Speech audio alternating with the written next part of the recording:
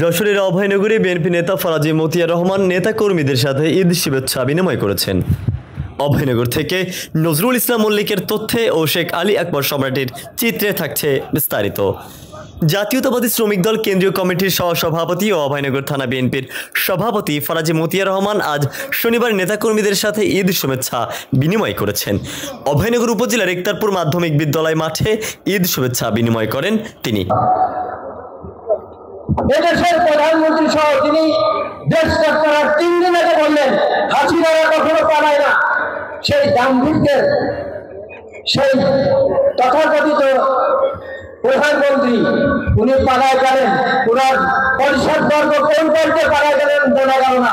এমনকি বাইতুল মুকাররমের খতিব পর্যন্ত নিজেরা চোরের মতো দেশ ত্যাগ করলেন। অত্যাচারের মাত্রা এত বেশি হয়েছিল তখন মানুষের। আজকে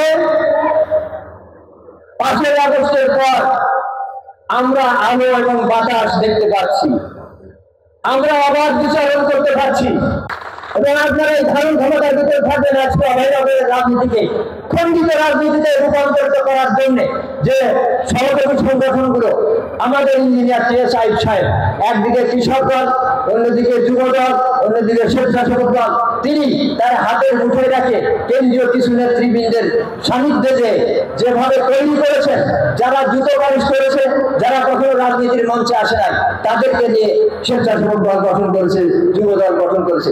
প্রকৃতপক্ষে আমার যে সমস্ত নেতা কর্মী রাজপথে মার খেয়েছে, হামলার শিকার হয়েছে, তাদেরকে বাদ দিয়ে উনি এই সমস্ত কমিটি করেছেন। অতি সম্প্রতি যে কৃষক দল গঠন করেছেন, সেই কৃষক দলে কাদেরকে নিয়েছেন? সমস্ত আমি বলবো 70% হচ্ছে আওয়ামী লীগের লোক।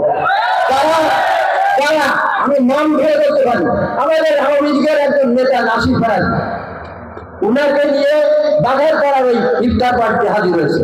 আমি কেন সেখানে যাই নাই, আমি তাদের সাথে বলবো, তাদের সাথে এক মঞ্চে বলবো, যারা আমাদেরকে কষ্ট দিয়েছে, যারা বাকি হয়ে মামলা করেছে অভয়নগরে হাজার হাজার কর্মীর নামে, তাদেরকে দিয়ে আজকে কৃষক দল গঠন করা হয়েছে। তাদের সাথে এক মঞ্চে আমি বসতে পারি না, সেই জন্যই সেদিন আমি যাই নাই।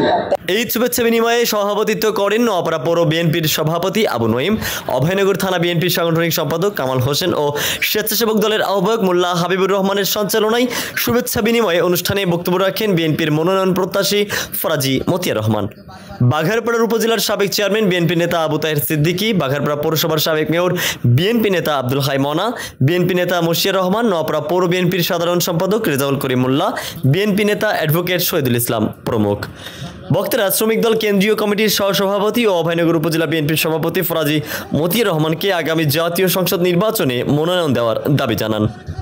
যশোর 4 নির্বাচনী এলাকা অভয়নগর, বাঘারপাড়া ও বসুন্দিয়ার প্রায় 1000 নেতাকর্মী এই ঈদ শুভেচ্ছা বিনিময় অনুষ্ঠানে উপস্থিত ছিলেন।